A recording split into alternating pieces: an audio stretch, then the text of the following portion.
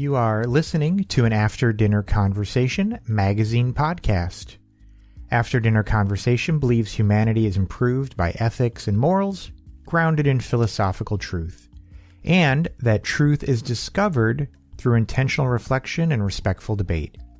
In order to facilitate this process, we've created a growing series of print books, a monthly short story magazine, and 2 different podcasts.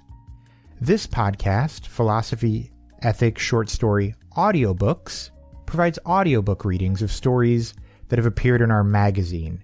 And our companion podcast, Philosophy, Ethics, Short Story, Discussions, is where we discuss the ethics of the choices made in the stories as a way to model the kinds of discussions we hope you're having about these readings with friends, family, or students.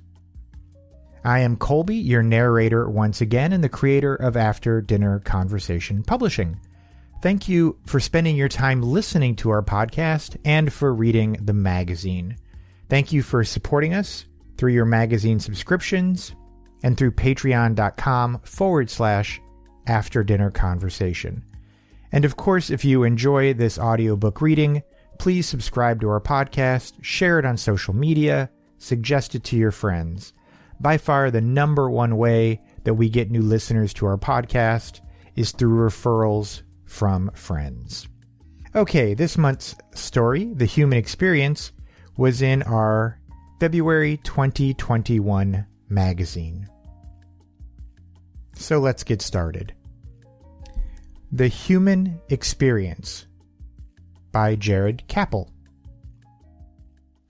Always make them wait. Couples love to talk, young ones especially. We're not allowed to record them, but there are no laws on amplifying. Our waiting area is designed to project their voices, magnifying their speech and feeding it directly into my earpiece. It's important to get a good look at them, too. The wife, Morgan, is clearly on edge. She walks around the room, studying every fold in the wall, like a dog sniffing around the perimeter of her yard. Her husband, Thad, sinks into a chair, a pile of pamphlets in his hands. He flips through them, rolling his eyes, tossing them aside. One final pamphlet catches his eye, a list of packages with a detailed breakdown. This wasn't on the website. Morgan seems nervous. Thad, angry. This is important to know. Morgan controls their general discourse, but Thad likely has the final say. His tone is rather gruff, insisting. When he speaks, his wife listens. When she speaks, which is often, he barely acknowledges her, refusing to lift his eyes from the pamphlets. I make them wait another 10 minutes before letting them into my office. I've gathered all the intel I'm likely to obtain, but the longer they wait, the more the power shifts into my hand. A simple tactic, and a rather understated one at that, but it's effective. We have the data to prove it. The couple is much friendlier with me than they were to each other. They shake my hand, accept some coffee, settle into the chairs across the desk from mine. Morgan begins rambling off all the information she's learned on our process. Some of the statements are posed as questions, but really she's just trying to impress me with how much she knows. It's clear she's read a lot into this. I rate her understanding of our procedures in the upper range. Thad is still focused on the pamphlet in his hand. The details in the pamphlet are a bit different than on the website. This is intentional, though there's no way for him to know that. He becomes rather specific and accusatory with his questions. His voice remains gruff, his words deservedly paranoid. His understanding of our procedures isn't quite to the level of his wife's, but his distrusting nature is rather astute. I smile to let them know their concerns are heard, and I pull a form from the second drawer of my desk. Before we get into all that, have you decided which package you're thinking of purchasing? The gold, Morgan says, though we'd consider the platinum if you can talk us into it. Honey, we discussed this. Thad hands me a stack of papers. We qualified for a loan for the gold package. We can't really afford anything higher. I give the documents a perfunctory glance and begin to fill out some information on my form. This all appears in order. We do have other financing options available for the Platinum package, but we'll get to that in good time. Morgan leans forward in her chair, lowers her voice to a whisper. Is it really true that the Platinum package is the highest? Yes, it's been written into law. Well, yeah, we know that, but surely royalty and such aren't locked into such restrictions like us plebeians. I can assure you they are. I don't believe it. Thad nudges his wife and signals for her to be quiet. She's just an employee, dear. If there's anything shady going on, she wouldn't know the half of it. He smiles at me. No offense, of course. There's nothing he can say that would really offend me, but his assumption of my naivety certainly works in my favor. Any issues he raises can be deflected to the company. None taken, I say, but I'm quite confident no one can go above Platinum. The entire process is codified, made public, and reviewed for irregularities. We've read the website, Morgan says, then stops herself. Sorry, you must take me for quite the shrew. It's okay, all hopeful parents just want what's best. Or second best in our case, Thad says with a smile, but his wife isn't laughing. He continues, Please tell us more about the gold package. The gold package entitles you to 150 additional attribute points, which you can give to your unborn child across any or all of the 8 domains: physical health, mental health, attractiveness, intelligence, likability, athleticism, confidence, and our newest attribute, luck. Luck? Yes, if you place your points on luck, the attributes will be spread out randomly across the domains. Morgan laughs. Can you imagine that, honey? Leaving all this to chance, like barbarians. Thad doesn't quite catch his wife's comment, his attention lost deep in the folds of the pamphlet with the divergent information. It says here with the gold package we start with 50 points in each of the domains. Not quite, I explain. You get 50 points for both physical and mental health, meaning your child will be born with average genetic makeup in these domains. In other domains, your child starts out at 25, meaning they're at the 25th percentile, so below average. Yes, in a sense, but you have 150 other points to play with.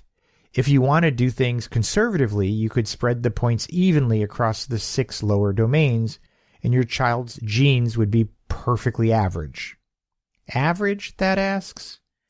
This is an awfully expensive way to end up with an average child, don't you think? Seems like Mother Nature could do that herself. But can she guarantee it? Thad slinks back into his chair and stuffs the pamphlet into the breast pocket of his jacket. Or you can place the points on the attributes that are most important to you, I say. What attributes do most parents go for? Morgan asks. For many years, physical health was our top seller, but it's since been passed by mental health. Many parents realize there's not much to life without happiness. So our child can be happy as long as it's ugly and dim-witted. I summon a line from my script. I really think you're underscoring just how many points you have to play with. Why don't you use the attribute bars on the monitors to see how much freedom you really have? I swivel 2 monitors in front of the hopeful young parents-to-be. They each take their own approach to building the perfect child. Thad focuses on intelligence, athleticism, and health, jacking up the points in these attributes at the expense of the others. Morgan is more conservative with her choices, trying to make sure her prospective child doesn't lag in any one area. Morgan scowls at her husband. So you want a child with no confidence? It'll be confident because of how damn capable it is. Uh-huh. All people with 28 likability score are brimming with confidence. People love to be loathed. Well, at least the child I created can use his intelligence to excel. What is your average Jane going to accomplish in life? You need talents to get ahead. You can't get anywhere slugging through the middle. My child will be healthy, intelligent, and reasonably capable. What more can we ask for? Greatness! The couple is getting a bit agitated, and I use this to my advantage. Greatness comes at a price, I'm afraid. If the limited number of points don't suffice, you can always consider an upgrade to our Platinum package. Thad's voice comes back gruff. We already told you it's out of our price range. Yes, I understand. However, you can take out a loan in your unborn child's name to pay for the upgrade. You want us to indebt our unborn child? Forget unborn. The poor child hasn't even been conceived. Don't think of it as a loan, I say, another line from my script. Think of it as an opportunity, with the advantages this will give the child in life. The loan should be easily paid in full by age 30, and once paid off, the child will maintain all of the increased attributes. Should be? Yes, there's still the randomness of the human experience, you understand. We only provide a genetic guarantee, but how those genes are expressed might be left to Mother Nature as per international law. Not to worry though, good genes invariably lead to good people. Our repayment rate is over 85%. And the other 15%? Typically that's from parents who don't spread the attributes wisely. We've since introduced stricter measures for our platinum package, and we expect that number to drop in the upcoming years. Morgan leans in, drops her voice to a whisper. I have one last question for you. I laugh. Even if I hadn't eavesdropped on them in the waiting room, I'd be well aware of what she's going to ask. Let me guess. Subdomains? The young couple's eyes light up. I'm afraid those violate international law. You really want us to believe that if some billionaire walked in, he couldn't pay to have his child's height altered? If height were said billionaire's paramount goal, he could raise the attributes of domains he felt might affect height, such as attractiveness or athleticism, but there's no way to select for such specific human qualities. Why? I mean, I know it's the law, but nobody's ever been able to clearly explain why. I know exactly why, but I play the part of the naive office worker and echo the company line. From what I understand, it's the same reason we can't offer a package above platinum. If humans were given the choice, they'd crank all attributes to 100. When everyone's at 100, nobody's at 100. We need these rules to maintain the human experience. The young couple look at each other, whisper a few things into each other's ears. The amplification works well. They think I'm lying. Of course they do. I am. I hate when couples bring up the subdomains, a topic I can discuss but not deliver upon. I need to redirect to the packages we do have, to the deals I can close. The Platinum package comes with an additional 100 points, allowing you to create a child that is well above average and poised for a successful life. Thad won't admit it, but he's intrigued. Remind me how much more the Platinum package costs. Double the price of the Gold package. Wait, double? Morgan cuts in. I read it was only a 50% increase. Yes, that's true, but that's for parents who are able to pay our price up front. Due to the risk of loaning to an unborn child, our fees do go up considerably. The room falls silent as the young couple tries to process all the information being thrown at them. It's important for me to step out mid-meeting to get an accurate sense of what the couple is really thinking, and now seems to be as good a time as any. I get to my feet.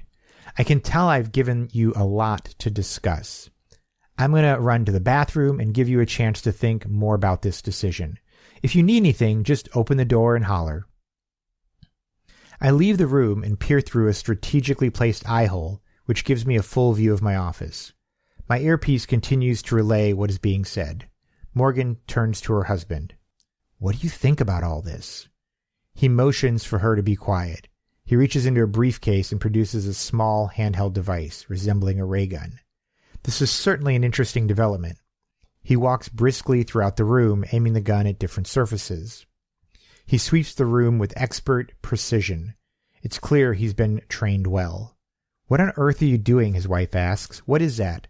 Quiet, just give me a second. The gun emits a powerful ray that appears red to the human eye. He aims it at the walls, at my phone, at the underside of my desk, all while saying, test. He's waiting for something to reflect back green. There's only one thing in that office that will come back green. I wonder if he'll find it. His search comes back empty. He turns to his wife, speaking in a whisper. It's illegal for them to record us, but there's nothing to stop them from amplifying our voices, though. I wanted to make sure they aren't listening. Are they? Not that I can tell. How do you know all this? I just do. His voice is particularly insistent, and she lets the matter drop. So what do you think? Could be a good idea. I don't know. Sounds like a scam to me. How would you feel if your parents took out a loan for you before you were even born? How would you feel if your parents didn't give you every possible chance to thrive? It just seems expensive is all. What's the point of a great life if you spend the whole thing buried in debt? The questions are rather typical. I'm not really learning much that I didn't already know. The only real development is the presence of the ray gun. He's slid it back into his briefcase. I need to find a way for him to pull it out again. I press a button on my handheld device, which emits a staticky sound into the office. We use this when we want couples to feel they're being watched. He takes the bait. He reaches for the gun and begins to sweep the room once more. He lifts my phone and scans the underside. I quickly re-enter. I wish you'd put that down, I say, maintaining a professional voice. He lets the phone slide from his fingers, tries to conceal the item in his hand. We're not recording you if that's your fear, I say. That would be highly illegal. No, it's not that. We're not listening either. He looks bashful. It's the first time all day I've seen an honest emotion out of him. The tough veneer has finally cracked. Some humanity oozes out. I don't think ordinary citizens were permitted the use of sound wave detectors, I say. His eyes bulge, another honest reaction. This time he's at a loss for words. I reach for the form I had started to fill out earlier. It says here that you work in construction. Well, yes, technically. Technically, his wife asks. Sound wave detectors are only permitted to those with government clearance, I say. If we're going to process your loan, we need you to be honest with us. He's in construction, Morgan says. Right, honey? Thad shifts in his seat. Right. His voice lacks conviction. I say. Except that's not exactly true, is it? Thad looks sheepishly at his wife, says nothing. This is the chance I've been waiting for, one I rarely get. Due to the inaccurate information provided in your loan documents, we won't be able to proceed with the gold package. However, as the loan for the platinum package would be in your child's name, we could still proceed. Please note, however, that this decision would have to be made today. Should you leave our office without a deal, I will have to file a report on your inaccurate loan documents, which will invalidate you from further using our services. I don't understand, Morgan says. I think your husband does, I say. I could step outside again if you'd like. Thad says nothing but nods. I re-enter the waiting room with a newfound sense of interest. These meetings tend to go the same way. The presence of the sound wave detectors changed everything. I wonder if he buys my threat. They're listening to us, I'm sure of it, Thad says. How can you be so sure? How can she know about sound wave detectors? She could only know if she had seen one herself. How can she know? How can you know? He stares down his wife, urges her to let the matter drop. If you don't trust them, we can go somewhere else, Morgan says. There's no point. Once they enter into the system that we used false loan documents, we'll be flagged everywhere. I think we better just go through with this. I can't be flagged. My boss will find out. I can hardly believe my ears. He's doing my work for me. I'm just worried about the loan, Morgan says. What if our child never pays it off? We can account for that. Thad reaches to the monitor and begins to adjust the attribute bars, paying particular attention to measures like intelligence. The young couple argues back and forth. The confidence they had arrived with is long gone, replaced with a foreboding sense that any decision they make or don't make will doom their unborn offspring. Morgan begins to fiddle around with her monitor too, using the additional 100 attribute points to build the perfect child who could fare well in the most important measures while retaining a sense of balance. Her apprehension begins to fade as she sees the ever-increasing scores. Thad gets to his feet, opens the door, and asks me to return. My eyes fall to the monitors in front of the couple. Wow, both of your proposed children look rather similar. They do, don't they? It's the best of both worlds, I say, a line from my script. The security of a healthy child with the promise of an exceptional one. So should we finish filling out that paperwork? It takes another 15 minutes to fill out the form and explain the genetic testing and conception process that will take place. Thad stays uncharacteristically quiet. Morgan badgers me with questions that I am easily able to answer. When we're finishing with the forms, I shake their hands and walk them to the door. Remember, if you have any more questions, you should find all the answers on the pamphlet. I tap the pamphlet in Thad's breast pocket. The young couple thanks me for my hard work and exits. They seem nervous but excited, as all new parents should be. I wait until they get into their car and drive off, and then I pull out my own sound wave detector and aim it around the room. Test, test, I repeat. Most of the waiting room glows a faint shade of green as expected, as the room has been built to amplify sound. When I aim the sound wave detector to the stack of pamphlets, they reflect a vibrant shade of green. A fitting color, really.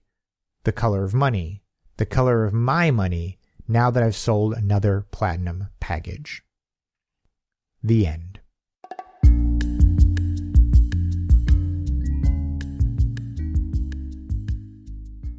Discussion questions. Number 1. What, if any, of the things that take place in the story do you find most immoral and/or disturbing, and why? Number 2. If the technology were available to change the attributes of your child for a price, would you do it? If so, what attributes would you focus on and why? Number 3. Is it immoral to incur debt that continues on to the child if it goes unpaid by the parent? Does it matter that the debt is for a purchase that will potentially help the child's future? Number 4. If you could find out how you genetically rated on various attributes compared to the general population, would you want to know? If yes, what attributes would you want to know about and why? Number 5. What, if any, differences is there between a wealthy parent that is able to stay at home, play with their child, and provide their child with mental stimulation so the child has the best chance at a good future, versus the parents in the story who have the money to do this genetically? In both cases, aren't wealthy parents simply using their money to help secure their child's future? That brings us to the end of our story. I hope you have enjoyed it. Next week, we'll be listening to the story Simon. If you enjoyed this story, head over to our companion podcast, After Dinner Conversation Discussions, and listen to our discussions of this and other short stories from our magazine. We'll include a link in the description. And of course, you can always continue the discussion on our webpage in the comments section and on our Facebook page. Thank you for joining us. Bye.